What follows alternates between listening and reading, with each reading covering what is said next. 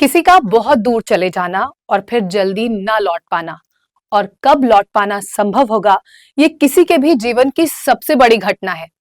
बड़ी बात यह है कि ये त्रासदी या घटना जो भी कहें, दोनों ही ओर घटती है। एक तो इसमें वो जो ये सोचकर दिन बिता रहा है कि वो घर कब लौटेगा, और दूसरी उनमें जो इस इंतजार में है कि जो गए हैं वो लौटेंगे कब। 9 महीने पहले पृथ्वी से अंतरिक्ष पर गई एक महिला पिछले 286 दिनों से ऐसे ही कुछ सवालों को सोचकर दिन काट रही है। लेकिन जब वापसी हुई तो पूरी दुनिया ने उसका स्वागत किया। नमस्कार, मैं हूं पूर्णिमा शुक्ला और आप देख रहे हैं 24 न्यूज की खास पेशकश लौट आई अंतरिक्ष परी। जी हाँ, सुनीता विलियम्स अंतरिक्ष में गई थी और फिर से लौट आई हैं। बीते कुछ महीनों के घटनाक्रम के बाद उन्होंने जीवन की दोनों ही प्रक्रियाओं को देख और समझ लिया है, जिसमें शास्त्रों और वेदों की भाषा में कहे तो वो द्विज हो गई हैं।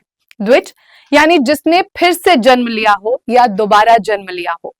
पौराणिक कहानियों में सिर्फ परीक्षित एक ऐसे जीवात्मा है जिसने 2 बार जन्म लिया था, लेकिन सुनीता विलियम्स का फिर से घर लौट आना किसी दूसरे जन्म से कम नहीं हो सकता, क्योंकि कल्पना चावला की दुखद स्मृतियां आज भी हमारे मन में ताजा है।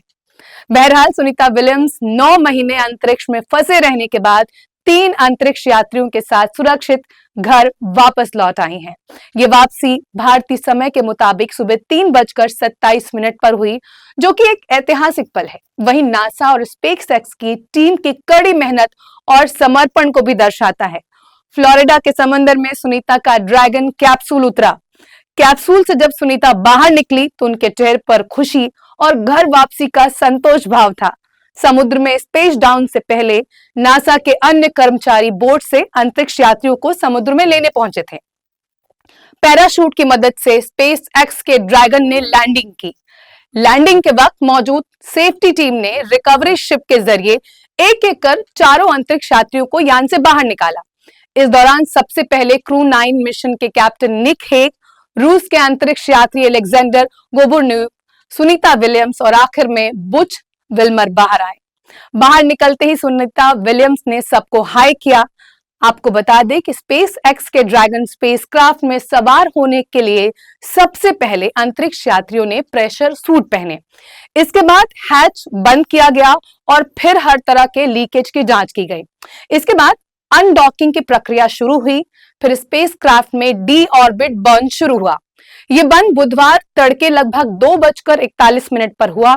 इसके तहत इंजन को फायर किया गया, जिसके जरिए स्पेसक्राफ्ट धरती की ओर करीब पहुंचा। अनडॉकिंग से पहले सेफ क्राफ्ट के अंदर लाइफ सपोर्ट सिस्टम, कम्युनिकेशन और थ्रस्टर सिस्टम की वर्किंग चेक की गई। वहीं दूसरे चरण में इसके स्पेसक्राफ्ट का लॉक खोला गया। इसमें स्पेसक्राफ्ट को इंटरनेशनल स्पेस स्टेशन से जोड़ने वाले जोड़ खोले जाते हैं। फिर तीसरे चरण में अनडॉकिंग सिस्टम खुलने के बाद थ्रस्टर से स्पेसक्राफ्ट को आईएसएस से अलग किया गया। दरअसल थ्रस्टर स्पेसक्राफ्ट की स्पीड और उसकी डायरेक्शन कंट्रोल करते हैं। वहीं चौथे चरण में अनडॉकिंग के बाद स्पेसक्राफ्ट की मॉनिटरिंग की गई और आखिर चरण में से स्पेसक्राफ्ट पूरी तरह से आईएसएस से अलग होकर धरती के सफर पर निकला। इसके बाद धरती की 18,000 फीट की ऊंचाई पर सबसे पहले 2 ड्रैगन पैराशूट खुले और उसके बाद 6,000 फीट की ऊंचाई पर मेन पैराशूट ओपन हुआ, जिससे ड्रैगन की पानी में कम स्पीड से लैंडिंग हुई। वहीं स्पेशल डाउन पैराशूट के जरिए पहले कैप्सूल की समुद्र में लैंडिंग कराई गई और फिर 10 मिनट तक इंतजार किया गया। आपको बता दें कि सिक्योरिटी चेक के बाद ही कैप्सूल को खोला जाता है। अगर इसे तुरंत खोल दिया तो अंदर और बाहर का तापमान अलग अलग होने की वजह से गड़बड़ हो सकती है। इसलिए तापमान सामान्य होने तक सभी यात्री अंदर ही मौजूद थे। इसके बाद क्रू ड्रैगन कैप्सूल के बाहर निकाले गए और उन्हें स्ट्रेचर पर ले जाया गया। ये उनकी शुरुआती मेडिकल जांच का हिस्सा है। अंतरिक्ष में लंबे समय तक रहने के कारण अंतरिक्ष यात्रियों के शरीर पर असर होता है। कमजोर मांसपेशियों की वजह से चल नहीं पाने के चलते एस्ट्रोनॉट को स्ट्रेचर पर ले जाने का प्रोटोकॉल है। ये पहला पल था जब सुनीता विलियम्स और उनके साथियों ने 9 महीने बाद ग्रेविटी को महसूस किया। वहीं जिस समय ये ड्रैगन कैप्सूल समुद्र में लैंड हुआ, उस समय का नजारा भी देखने लायक था। बीच समुद्र में ड्रैगन कैप्सूल के लैंड होते ही नासा का दल स्पीड बोट्स की मदद से उस कैप्सूल तक पहुंचा। जब नासा का दल ड्रैगन कैप्सूल के पास पहुंचा तो उस समय समुद्र में डॉल्फिन्स का एक झुंड भी सुनीता विलियम्स के स्वागत के लिए वहां पर मौजूद था। यह नजारा बेहद शानदार था।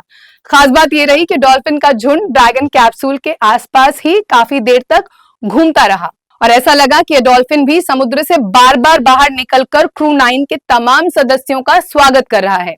सुनीता और बुच को फिलहाल ह्यूस्टन में जॉनसन स्पेस सेंटर में लाया गया है। सेंटर में दोनों एस्ट्रोनॉट कुछ दिनों तक स्वास्थ्य जांच के लिए रहेंगे। वहीं घर जाने से पहले नासा के डॉक्टर सभी की हेल्थ पर नजर रखते हैं। अगले कुछ दिनों में दोनों को घर जाने की इजाजत दी जा सकती है। दरअसल आईएसएस में अंतरिक्ष यात्री माइक्रोग्रेविटी में तैरते हैं, जो उनके शरीर पर असर डालता है। पृथ्वी पर हमारे शरीर को हमेशा गुरुत्वाकर्षण के खिलाफ काम करना पड़ता है, जिससे हमारी मांसपेशियों और हड्डियों को लगातार व्यायाम मिलता है। लेकिन अंतरिक्ष में इस प्रतिरोध के बिना मांसपेशियों की ताकत और हड्डियों का घनत्व घटने लगता है, क्योंकि शरीर को अपना वजन सहने की आवश्यकता नहीं होती। आपको बता दें कि मेडिकल जांच की प्रक्रिया पूरी करने के बाद दोनों अंतरिक्ष यात्री मिशन के दौरान अपने अनुभव, चुनौतियों और उपलब्धियों के बारे में बात करेंगे। इसके बाद उन्हें अपने परिवार और दोस्तों के साथ समय बिताने का अवसर भी मिलेगा। नासा के मुताबिक सुनीता विलियम्स और उनकी टीम ने 900 घंटे का शोध पूरा किया है। उन्होंने 150 से अधिक प्रयोग किए और एक नया रिकॉर्ड बनाया है। अब सुनीता अंतरिक्ष में सबसे अधिक समय बिताने वाली महिला बन गई हैं। उन्होंने स्पेस स्टेशन के बाहर 62 घंटे और 9 मिनट बिताए और 9 बार स्पेस वॉक किया। आपको बता दें कि सुनीता विलियम्स समेत उनके साथी जून 2024 में स्टार लाइनर स्पेसक्राफ्ट के जरिए इंटरनेशनल स्पेस स्टेशन पहुंचे थे। स्टार लाइनर में आई खराबी की वजह से अंतरिक्ष यात्रियों की वापसी अटक गई। उड़ान के दौरान जब ये यान आईएसएस के करीब पहुंचा तो उसमें कई खराबी पैदा हो गई। इसके साथ ही ये यान का हीलियम भी खत्म हो गया।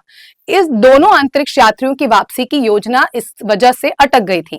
यान में खराबी का यह सिलसिला जारी रहा, लेकिन अब 9 महीने बाद साइंटिस्ट की वापसी सफल हो पाई है। इंटरनेशनल स्पेस स्टेशन से पृथ्वी तक के 17 घंटे का सफर काफी चुनौतियों से भरा हुआ था। दरअसल जैसे ही स्पेसक्राफ्ट ने पृथ्वी के वायुमंडल में प्रवेश किया तो उसका तापमान 1900 डिग्री सेल्सियस से ज्यादा हो गया। ये वो समय था जब 7 मिनट के लिए कम्युनिकेशन ब्लैकआउट हो गया। हालांकि ये सामान्य है, लेकिन चुनौतीपूर्ण चरण है। इस दौरान नासा का स्पेसक्राफ्ट से संपर्क नहीं रहता। स्पेसक्राफ्ट के ड्रैगन के साथ भी ऐसा हुआ। हालांकि 7 मिनट बाद बुधवार तड़के लगभग 3:20 के आसपास स्पेसक्राफ्ट से संपर्क फिर से बहाल हुआ, लेकिन 7 मिनट का ये ब्लैकआउट का समय किसी भी स्पेसक्राफ्ट के पृथ्वी के वायुमंडल में प्रवेश के लिए बहुत निर्णायक होता है। इस दौरान तापमान सामान्य से बहुत अधिक होने से स्पेसक्राफ्ट के क्रैश होने की संभावना बढ़ जाती है। 1 फरवरी 2003 को नासा के अंतरिक्ष यान कोलंबिया के साथ इसी दौरान ऐसा ही हादसा हुआ था, जब पृथ्वी के वायुमंडल में घुसते ही अंतरिक्ष यान क्रैश हो गया था, जिसमें कल्पना चावला दुर्घटना का शिकार हो गई थी। आपको बता दें कि जब भी कोई स्पेसक्राफ्ट अंतरिक्ष से पृथ्वी के वायुमंडल में प्रवेश करता है तो उसकी रफ्तार लगभग 28,000 किलोमीटर प्रति घंटे की होती है। इस रफ्तार से जब कैप्सूल गुजरता है तो वायुमंडल में रगड़ खाता है। इसी घर्षण की वजह से कैप्सूल का टेम्परेचर बढ़ता है, जिससे स्पेसक्राफ्ट क्रैश हो जाता है। इस दौरान स्पेसक्राफ्ट का मिशन कंट्रोल से सिग्नल टूट जाता है। इस बीच यान का किसी तरह से कोई संपर्क नहीं रहता, लेकिन बुधवार की सुबह इस चुनौती को भी पार करते हुए स्पेसक्राफ्ट की समंदर में सफल लैंडिंग हुई और एक एक कर चारों अंतरिक्ष यात्रियों को सकुशल बाहर निकाला गया, जिसके चलते 286 दिन बिताने के बाद सुनीता विलियम्स और उनके साथियों ने धरती की ताजा हवा में एक बार फिर से सांस ली।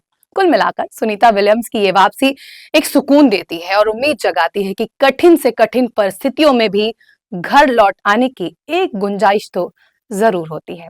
उनका घर लौट आना एक वैज्ञानिक घटना से कहीं अधिक, कहीं और बड़ा है। ये एक काव्य है जो अंतरिक्ष के शून्य और धरती की माटी को जोड़ता है। ये एक नाद है जो गीता के कर्मयोग और हिंदू दर्शन के पुनर्जन्म को प्रतिबिंबित करता है। जैसे कोई परिंदा थक कर अपने घोंसले में लौटता है, वैसे ही सुनीता धरती की गोद में विश्राम पा रही हैं। फिलहाल इस पेशकश में इतना ही। बाकी की ताजा तरीन खबरों को देखने के लिए आप बने रहिए N24 न्यूज के साथ। मुझे दीजिए इजाजत। नमस्कार।